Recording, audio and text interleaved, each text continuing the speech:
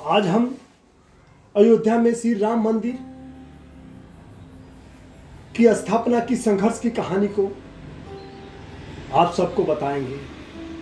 उन संघर्षों को बताएंगे जिन संघर्षों के बाद आज अयोध्या में श्री राम मंदिर की स्थापना होने के कार्यक्रम बन रहा है। कुछ ही दिनों में अयोध्या में श्री राम की प्राण प्रतिष्ठा हो जाएगी। एक ऐसा दिन जिसका इंतजार 500 वर्षों से किया जा रहा था। एक ऐसा दिन जिसके इंतजार में कितनी पीढ़ियां समाप्त हो गई। एक ऐसा दिन जिनके इंतजार में कितने लोगों ने अपनी जान गंवा दी। एक पल के लिए सोच कर देखिए, 16वीं शताब्दी में भी लोग श्री राम मंदिर में पूजा अर्चना करना चाहते थे, परंतु संभव नहीं हो सका। ऐसा लोग भी थे जो 50 वर्षों तक कोर्ट की लड़ाई में बिता दी। ऐसे लोग भी थे जो अपने समय में हमेशा संघर्ष करते रहे। आज वे सब हमारे बीच नहीं रहे। आज हम उनके संघर्षों के कारण ही अयोध्या में श्री राम की प्राण प्रतिष्ठा को अपने आंखों से देखेंगे। यह वही श्री राम मंदिर है जिसको दरिंदा बाबर ने 1528 ईस्वी में गिरवाकर हमें श्री राम जी की पूजा करने से वंचित कर दिया। इस वीडियो के माध्यम से हम 500 साल की संघर्ष की कहानी सुनाएंगे। इन 500 वर्षों में क्या हुआ और कैसे हुआ। हम जानते हैं कि कोई भी संघर्ष रातों रात नहीं जीता जा सकता है। हम बताएंगे इस संघर्ष का क्या मायना है। इसलिए आपसे प्रार्थना है, नम्र निवेदन है कि इस वीडियो को प्रारंभ से अंत तक देखें। पसंद आने पर लाइक एवं सब्सक्राइब भी अवश्य करें। भाइयों बहनों एवं दोस्तों, हम सब जानते हैं कि बाबर अयोध्या के श्री राम मंदिर को गिराकर वहां बाबरी मस्जिद का निर्माण करवाया। लेकिन पहले की बात बहुत कम लोग करते हैं। अयोध्या में श्री राम सीता मंदिर का निर्माण भगवान श्री राम के पुत्र कुश ने करवाया था। अयोध्या में लगभग 300 मंदिर था। 5वीं शताब्दी आते आते बहुत सारा मंदिर जर्जर होने लगा। उस समय उज्जैन के महाराज विक्रमादित्य द्वारा इन मंदिरों का मरम्मत करवाया गया। बाबर 1526 ईस्वी में इब्राहिम लोदी को हराने के बाद 1528 ईस्वी तक वह अयोध्या पहुंच जाता है। बाबर अपने सेनापति मीरबासी द्वारा श्री राम मंदिर को तोड़वाकर वहां मस्जिद का निर्माण करवाता है। इसके बाद 150 साल बीत जाता है। संघर्ष की कहानी चलती रहती है।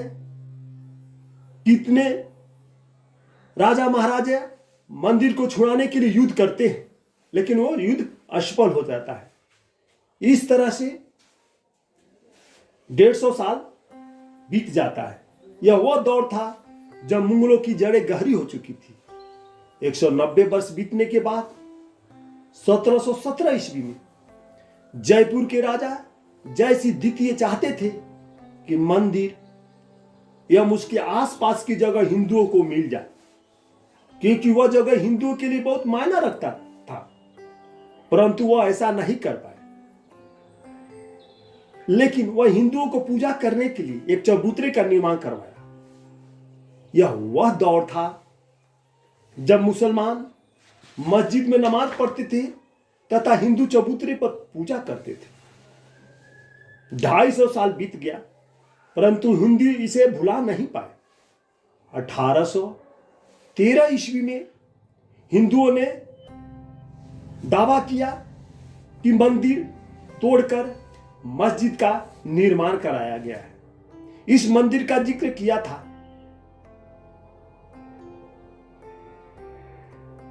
पूर्व आईपीएस अधिकारी किशोर कुणाल ने अपनी पुस्तक अयोध्या रिंग विकेट में इस मंदिर का जिक्र किया था। एक अंग्रेज अधिकारी ने अपने रिपोर्ट में कहा कि मंदिर के पिलर पर ही मस्जिद का निर्माण हुआ है।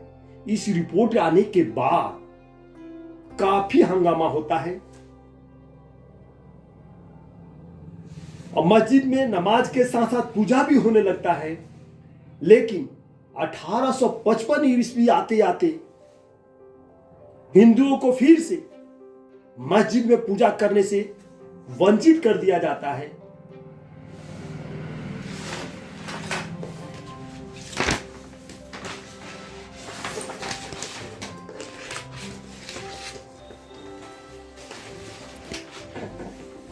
तब 1885 ईस्वी आता है।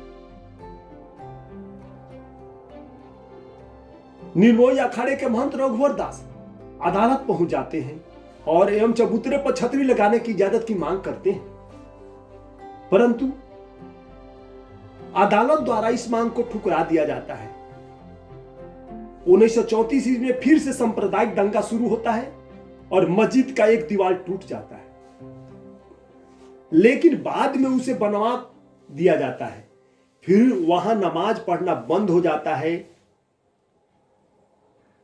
क्योंकि उस समय अंग्रेज की सरकार थी और अंग्रेज की सरकार ने वहां नमाज पढ़ना बंद करवा दिया। उस समय संघ इतना मजबूत नहीं था। 1947 में देश आजाद हो जाता है और हिंदू लोग सोचने लगते हैं अब श्री राम मंदिर बन ही जाएगा, परंतु कांग्रेस के एजेंडे में श्री राम मंदिर के बारे में कुछ नहीं था। 1949 में विवादित ढांचा के अंदर रात में राम की मूर्ति प्रकट होती है एवं पूजा की घंटी बजने लगती है। सुबह में दोनों पक्षों के लोग वहां इकट्ठा होने लगते हैं एवं भारी भीड़ हो जाती है।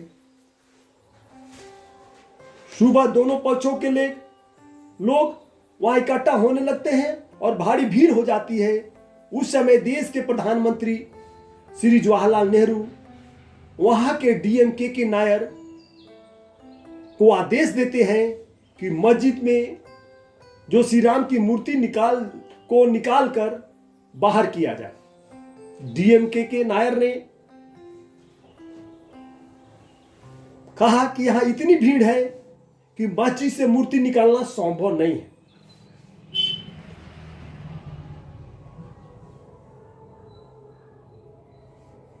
तब वे प्रधानमंत्री को सलाह देते हैं कि क्यों न वहां एक जालीनुमा गेट लगा दिया जाए। प्रधानमंत्री उनकी बात मान जाते हैं और वहां जालीनुमा गेट लगा दिया जाता है। 1950 में हिंदू महासभा के वकील गोपाल विशारद फैजाबाद जिले की अदालत में एक आवेदन देते हैं जिसमें श्री राम की पूजा करने का इजाजत मांगते हैं। सुन्नी वक्फ बोर्ड भी अपने ढंग से अदालत में मांग करता है, परंतु कुछ होता नहीं है। फिर 1980 के दशक में बीजेपी के सामने आने के बाद स्थिति बदलने लगती है। बीजेपी एवं संघ अपने अपने ढंग से श्री राम मंदिर के लिए संघर्ष करने लगते हैं। 1984 में दिल्ली के विज्ञान भवन में श्री राम मंदिर के लिए सीतामढ़ी से अयोध्या तक रथ यात्रा का कार्यक्रम बनता है, परंतु 1984 में इंदिरा गांधी की हत्या के बाद यह कार्यक्रम स्थगित कर दिया जाता है। तब साल 1986 आता है। तब कुछ ऐसा होता है कि राम मंदिर आंदोलन की दिशा ही बदल जाता है। शाहबानो केस में सुप्रीम कोर्ट के द्वारा उसके पति को गुजारा भत्ता देने के लिए कहा जाता है। मुस्लिम भड़क जाते हैं या इसे अपने मजहब के खिलाफ मानते हैं। तब राजीव गांधी मुसलमानों को खुश करने के लिए संसद में कानून बनाकर सुप्रीम कोर्ट के निर्णय को बदल देते हैं। राजीव गांधी के इस कदम से हिंदू नाराज हो जाते हैं। हिंदू इसे तुष्टीकरण की राजनीति मानते हैं। तब हिंदुओं को खुश करने के लिए बाबरी मस्जिद का ताला खुलवाकर हिंदुओं को पूजा अर्चना करने के लिए इजाजत दे दिया जाता है। इसलिए मुस्लिम नाराज हो जाते हैं। 6 फरवरी 1986 में मुस्लिम लीडर मिलते हैं तथा बाबरी मस्जिद एक्शन कमेटी बनाते हैं। इसके बाद मैं विस्तार से नहीं जाना चाहता हूं, लेकिन जो नहीं जानते उसके लिए मैं जानना जरूरी है। इसके बाद लाल कृष्ण आडवाणी सोमनाथ से अयोध्या के लिए 10,000 किलोमीटर की रथ यात्रा निकालते हैं। रथ यात्रा के दौरान बिहार के समस्तीपुर में लाल कृष्ण आडवाणी को गिरफ्तार कर लिया जाता है। जिस दिन रथ यात्रा का समापन होना था, उस दिन बहुत बृहद मात्रा में कार सेवक अयोध्या पहुंच जाते हैं। अयोध्या पहुंचे हुए कार सेवक बाबरी मस्जिद पर झंडा फहरा देते हैं। उस समय मुलायम सरकार द्वारा कार सेवकों पर गोलियां चलवाया जाता है, जिनके कारण कई सेवक शहीद हो जाते हैं।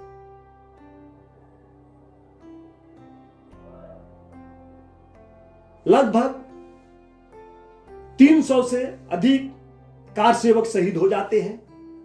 बहुत सारे कार सेवक को सरजू नदी में डाल दिया जाता है। इसके बाद वो दिन काला दिन दिवस या शौर्य दिवस के रूप में मनाया जाता है। इसके बाद आता है 6 दिसंबर 1992। इस समय उत्तर प्रदेश के मुख्यमंत्री श्री कल्याण सिंह तथा देश के प्रधानमंत्री श्री नरसिम्हा राव थे। 6 दिसंबर 1992 को 2 लाख कार सेवक अयोध्या पहुंच जाते हैं। श्री कल्याण सिंह ने अदालत को यह भरोसा दिया था कि बाबरी मस्जिद में कोई नुकसान नहीं होने देंगे। साथ ही साथ पुलिस प्रशासन को यह आदेश दिया गया था कि कार सेवकों पर गोली नहीं चलाया जाए। परंतु इतने सारे लोगों के पहुंचने पर वही हुआ जो होना था। 6 दिसंबर 1992 लगभग 1:55 पर पहला गुंबद गिराया गया। 3:30 बजे के लगभग दूसरा गुंबद गिराया गया और 5:30 बजे तीसरा गुंबद गिरा दिया गया। इसके बाद उत्तर प्रदेश में राष्ट्रपति शासन लागू हो जाता है। मुख्यमंत्री श्री कल्याण सिंह जी अपने पद से इस्तीफा दे देते हैं। इसके बाद दंगा होता है। दंगा में हजारों लोग अपनी जान गंवानी पड़ती है। इसके बाद 7 साल बीत जाता है। अदालत में शांति छाई रहती है। 90 के दशक में बीजेपी को केंद्र में आने के बाद फिर तमाम हिंदू संगठन सक्रिय हो जाते हैं। सभी संगठन को एक मंच पर लाया जाता है। इसके बाद ASI archaeological survey of India को जांच करने को कहा जाता है, जिससे पता लगाया जा सके कि पहले वहां क्या था।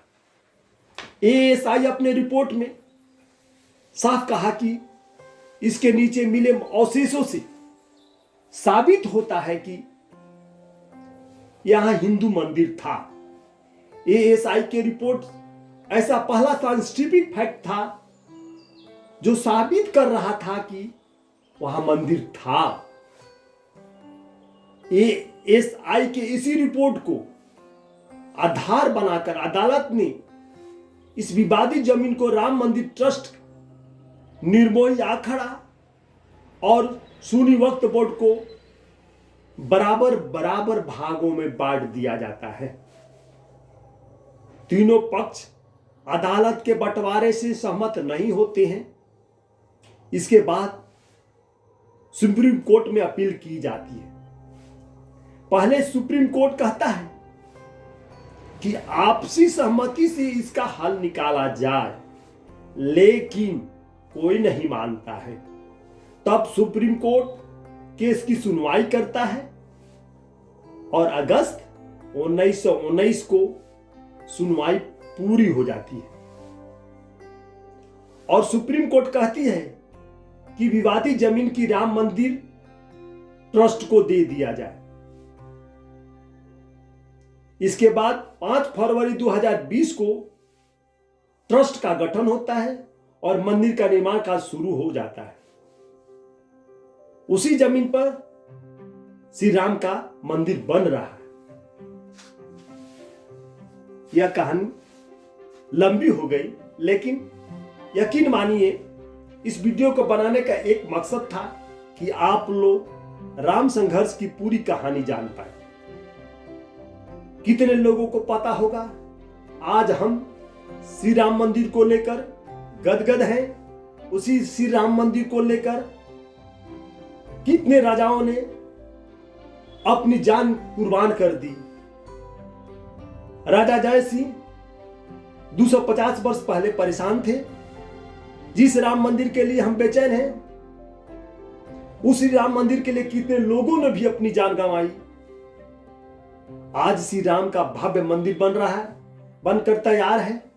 तब हम यही प्रार्थना करते हैं कि महंत रघुवर दास, अयोध्या में मारे गए कार सेवक, गोधरा में मारे गए लोग तथा मारे गए अन्य भक्तगण को तक यह विजय संदेश पहुंचाया जाए, वो भी जान सके कि उनका बलिदान व्यर्थ नहीं गया, उनकी तपस्या जाया नहीं गई। आपसे अनुरोध है कि 22 जनवरी को 2024 को आप एक दिया जलाएं,